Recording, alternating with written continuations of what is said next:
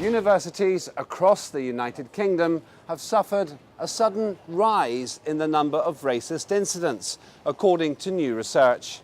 The data obtained from Freedom of Information requests by the independent newspaper has shown a 60% increase in the last 2 years. But human rights activists who are demanding action by universities claim the numbers could be much worse due to underreporting. The National Union of Students has said that racist incidents are happening every day on campuses across the country. But often students do not tell their university in case their complaint is not taken seriously. Racist chants often take place in student halls of residence, and at times objects are thrown at black students. Muslim students were particularly targeted in religiously motivated hate crimes. The campaigning group, Show Racism the Red Card, has expressed concern about the rise and called for more consistent reporting systems for students who are victims of such attacks. Hate crimes generally have increased across Britain. This has caused activists to demand that the evidence showing how students are being targeted is not ignored.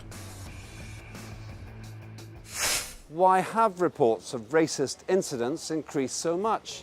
And are students deterred from reporting them in case they're not taken seriously?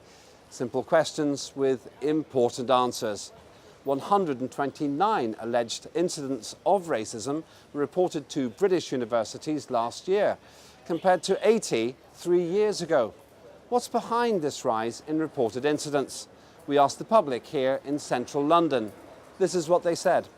It's a lack of respect for your human being. It's a lack of teaching people from a very young age to respect your fellow human being, regardless colour, creed or religion. Everyone has the right to live and function and prosper. The events that have happened in the UK, like the terrorist attacks, I guess people are a lot on edge, and they probably feel a bit more at ease now that they can say what they possibly want to say. I think that's the main reason, really.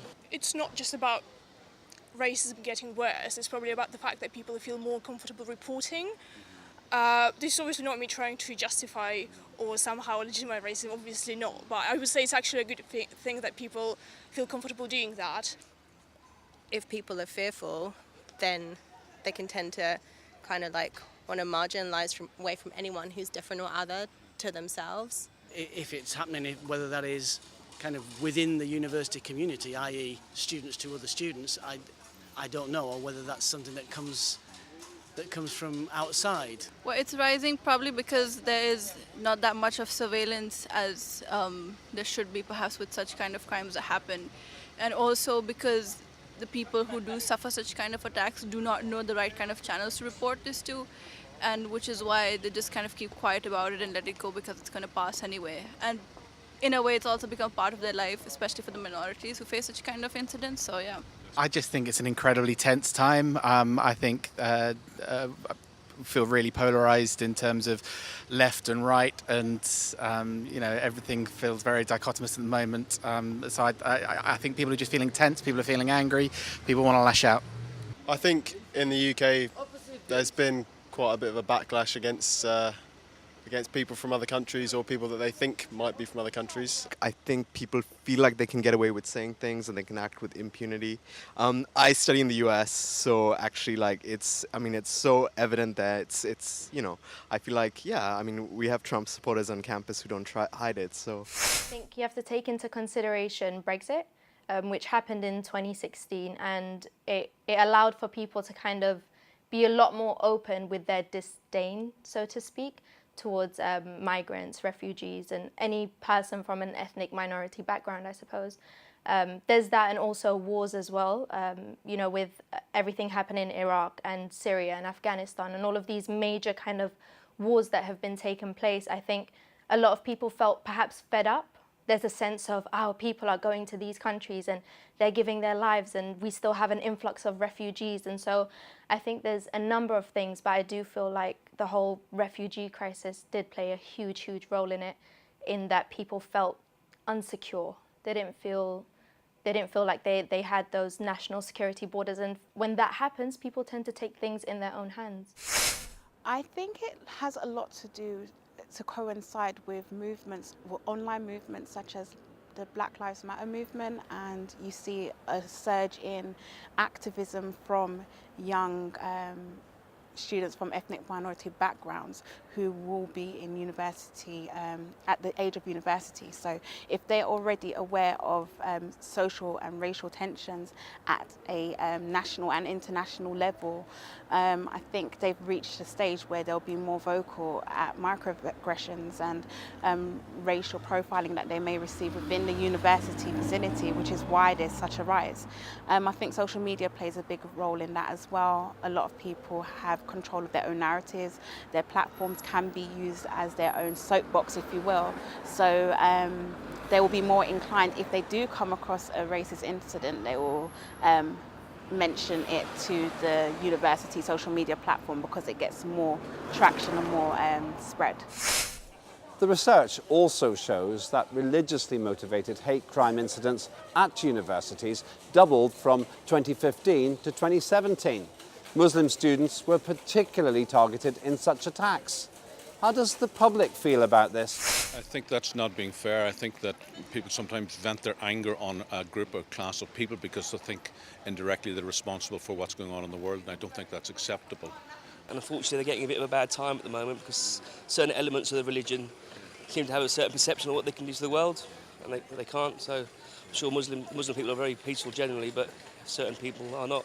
I think there is a lot of prejudice in our society, unfortunately, and we need to, I guess, try and tackle it. It just comes down to fear. People seem to be fearful of one another, or fearful for their future, or fearful for their lives. Again, I don't know whether that's a reflection of what's happening in broader society. I mean, it would be a dreadful thing if that was,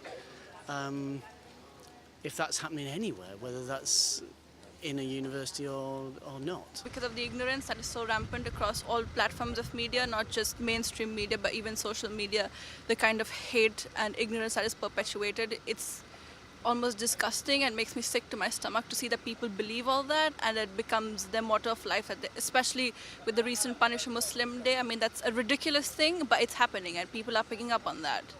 So it's definitely to do with ignorance. I think it just comes down to tension. I think it just comes down to people feeling very angry and needing to find someone to blame, needing to find scapegoats and just lashing out wherever they see the problems being, whether that's informed or not.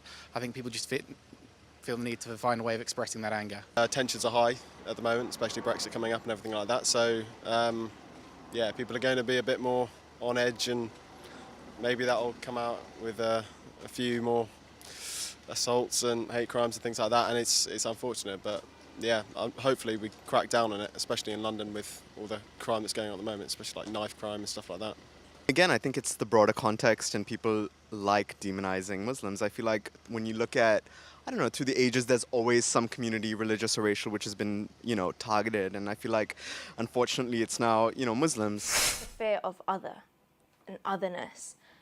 Again, I think all of these things kind of link together. So, some British people or native British people might feel that they have, or even patriotic people may feel that they have ownership of education here. And so, that otherness entering what they've always known to be theirs can make them feel insecure at some level. And then obviously these things I think are also reactionary. So you lash out and you do things because you feel like you're being threatened in the position that you're at. There is that as well, and I also think that there's remnants of racism that has probably lived on and has been left behind in educational systems throughout the UK. And so with patriotic groups and with groups that like to hold on to this past, it's kind of like the Make America Great Again, but the UK version. You want to hold on to the past greatness of the UK, colonial UK, and so anything that comes in the way of that can feel like a threat, I would say. Definitely the media's vilification of Muslims in general. It doesn't help that there's been a number of terrorist attacks that's been happening in the capital, across the UK and Europe. Tie in Brexit as well, racial tensions and the caricature, if you will, of Muslims being bad or not much knowledge about what Muslims are about, apart from what's being disseminated by the media. And once it filters down and trickles down, you'll have microaggressions for people who you'll probably think should know better, who are in an education institution, but they allow biases and bigotry that's being heralded by the powers that be within this society to be racist towards Muslims. And I think that's probably the main reason as to why that is happening. The National Union of Students claims that perpetrators suffer little more than a slap on the wrist. And because of this, many students are put off from complaining as they simply don't believe they'll actually get justice. What does the public feel should be the consequences for perpetrators? Everyone should feel that they're getting their justice has been given to them in the right and proper way, and the appropriate people in power and authority should speak up for them, and people should feel that they have the space and the outlet to seek justice as and when they feel it is justified to seek it. If you're a pupil, I think you need to be expelled or suspended straight away, depending on how severe it is.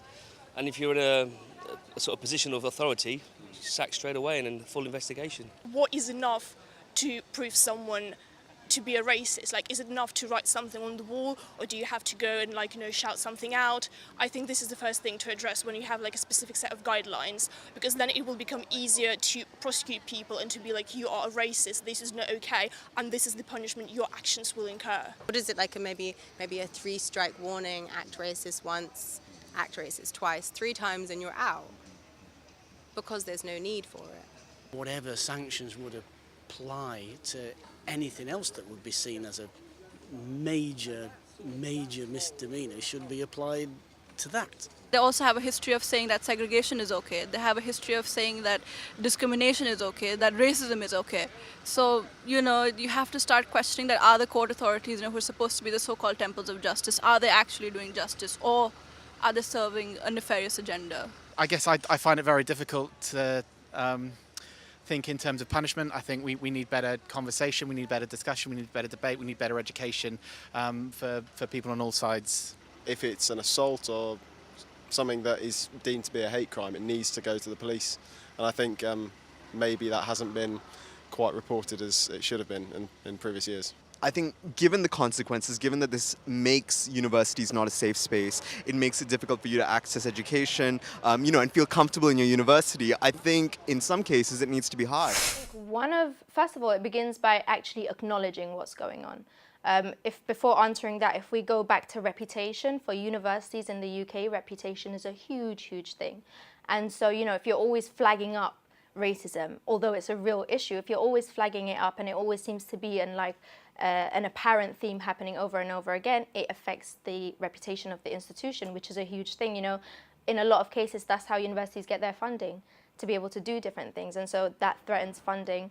I think so. First of all, begin by actually acknowledging what's going on, and once you do that, it opens a space for people to be able to be comfortable in coming out and speaking about this. Because if people are not speaking about it, it's because they really do feel like nothing is going to happen, and that thought in itself doesn't come from nowhere.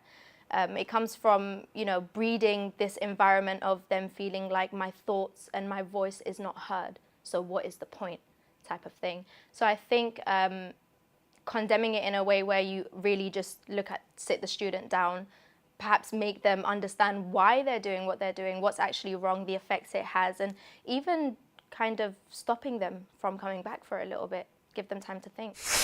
I was having a conversation with a very intelligent person, and they say that rather than think about consequences for an action, you should believe that you need to start from the grassroots. So realistically speaking, we are in a society where we are made to believe that everybody is equal. But what we also need to realise is that a big percentage of the population have a privilege already, which it could be generational wealth, it could be the colour of their skin. So when you say equal, yes, it may be an equal platform, but other people have different levels of elevation. So the best thing to do is completely scrap this equality and develop a system where people are actively learning about other experiences and not from the vantage point of a section of society who are already privileged. According to the Independent newspaper, 80 alleged incidents of racism in British universities were reported in 2015. That rose to 105 in 2016 and 129 alleged incidents in 2017, a rise of 61% across 2 years. The survey also shows that reported incidents increased in 37% of universities involved in the research. Recording of these incidents is inconsistent. Some universities only have access to formal complaints rather than allegations raised in other ways. Often students don't tell their university because they fear they won't be taken seriously. What are the public's thoughts on this? Everything should be looked on evidence and should be given complete authority to look into, and people should be listened to and independently looked at the evidence and say, yes, this is a justifiable case that should be followed up, or this does not justify it. I believe that's probably some of that's true, yeah. They're probably scared for this retaliation, probably, because there's no retaliation from the senior people. The person that's probably been affected by it will probably get retaliation from the person that's given them the abuse. This is something universities should definitely work on, and not just universities, but I guess society as a whole. Maybe they just think, what's the point? If it's not going to be taken seriously, why would I bother? Because a lot of the time it isn't taken seriously. From my perspective, I would have found that quite surprising, because I would have thought that that would be something that university authorities would take especially seriously. As a university student, should I be in such a situation where I face such kind of an incident, I would want action to be taken. But what kind of action can the administration take? One, would they restrict him from giving the exams? Would they restrict him from doing anything else? Or let him go with like a verbal, admonishing, it doesn't really matter. I think it's a really natural thing. I think if you see an injustice take place and you see someone get away with it, it's very difficult, because as soon as you report something, you essentially put yourself at risk of repercussion, of consequence. And so if you have any doubt that justice is going to happen, you're going to be far less likely to want to come forward with that. It would be useful if there could be some kind of national thing covering all of the universities, but I doubt that's going to happen. I think that's really normal. I think part of it for me, like whenever I've had to deal with any complaints to do with racism, who am I complaining to? I'm complaining to a white person who's not going to get it. I think, in all honesty, it's because of that environment of not feeling comfortable enough to come out and say, this is what I'm experiencing, and then also feel confident in the system and how the system can help. I think there's a big lack of confidence in what results after, how students are dealt with in a situation like that. In terms of data not being recorded properly, it could go back to several different things. In terms of their own systems, it could be due to reputation. In other cases, if students are, talking about this through other outlets, it can be difficult to track the reliability and credibility of it as well. So you have to kind of look at both ends of the spectrum, I would say. But all in all, there's no reason why students shouldn't feel comfortable to come out and say, this is how I feel, and understand and be confident in that something will happen to help them.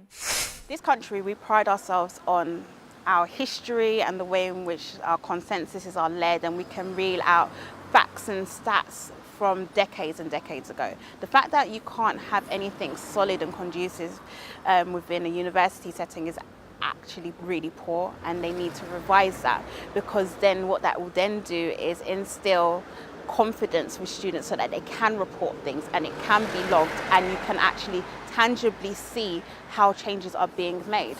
Because what you're then saying again is, with equal opportunities, you reel off this and that, but it's very vague and you don't have anything measurable to show that yes, this was implemented and this is the effects that's made. Once you have something that can be held accountable for, you will find that, well, the hope is that change will happen. What should be done to tackle the issue of racism in universities? We put that to the public. Every human being should learn that to respect differences, respect different points of views, and no one has the right really to assume they have the right to take life, or assume that because some person's point of view is different or alien to what they believe, that gives them the right to vent their anger or take revenge. That's what I believe. Make examples of people that carry out these horrible events, really. So obviously you can be racist against different groups. So I guess it's spreading knowledge and addressing specific things which seem to cause an increase in racism. Again, like, penalize people for it. If somebody is racist, then there has to be consequences. If there's consequences in life, then people are less likely to do something. To do whatever we can to stick with and promote the very principles of what an academic environment is based on, and tolerance is clearly one of those. And I think we would have to do more to try to make sure that everybody buys into that.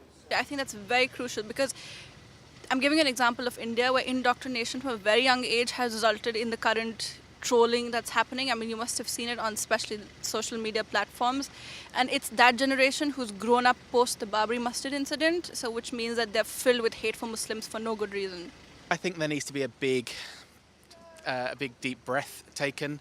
I think we need to stop, we need to think, we need to have more honest, informed and calmer debate, not just shouting and yelling at each other. We need to listen far more than we are doing at the moment, be prepared to listen and compromise your own views as well as just shouting other people down. Honestly, just increase the awareness of these crimes happening and make sure that the perpetrators don't get away with it. No matter how minor, things do need to be called out, and people just need to be aware that they're going on. And I think with that awareness, people will start actually standing up and saying, no, this isn't acceptable. I think, it's a broader issue. I think we need staff dedicated in each university to anti-racism issues, and it shouldn't just be students, it should be faculty who'll actually respond. And obviously, I think diversity in your faculty is important. How do you, okay, let's say, fine, it's a student, you can go to management. What if it's a professor? We've all had to deal with racist professors who, under the guise of academia or whatever, say a bunch of, things. What happens then? First of all, it begins with education. I think the first step is to educate people on how racism has thrived in universities, because that way it starts a conversation. You get solutions and you get answers through being able to openly converse about things rather than trying to hide it as a murky past, which we know isn't the case because it's very much prevalent in today's society.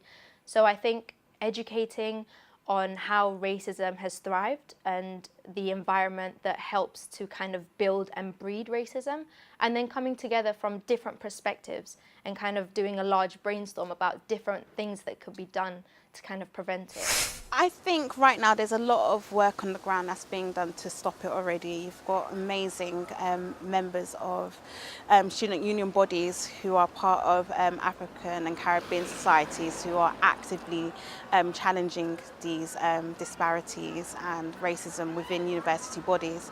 So I guess it's just a case of where, as corny as it may sound, if you want to see change, you've got to be the change that you wish to see. And I think we're in an age where a lot of people are actively using their voices and whatever they can to effectively bring change. Because a lot of the time you are first generation or second generation, you've seen what your family members gone through and you're like, I don't want this reality to happen anymore for myself or my generations to come before me. So in order for that to stop, I need to make the changes there. And I guess it's a case of where you also need to have a lot of people who are from backgrounds that are privileged to actually utilize their privilege to break down the racism within their own communities. What you tend to find is if somebody looks like you, you're more inclined to listen to them. So rather than me with my big black face and my black fist saying stop being racist, it would be great if I had an ally who looked exactly like Jack or Jill and be like, listen, Jack and Jill, the racism has to stop. And they're more inclined to listen to them. Their voice has more validity. So yeah, just use your privilege the best way you know how. Ilyas Nagdi, the Black Students Officer at the National Union of Students, has criticised the lenient approach towards racist incidents. He claims that many victims simply don't believe a complaint will lead to justice, and this causes incidents to go unreported and means those responsible for these incidents go unpunished. The rise in racial incidents in universities seems to reflect the rise in racial incidents in the United Kingdom as a whole. Given the high standards one would expect in the university environment, it is troubling indeed to find that rather than gaining a first-class education in academia, some students get a first-hand lesson in racism instead.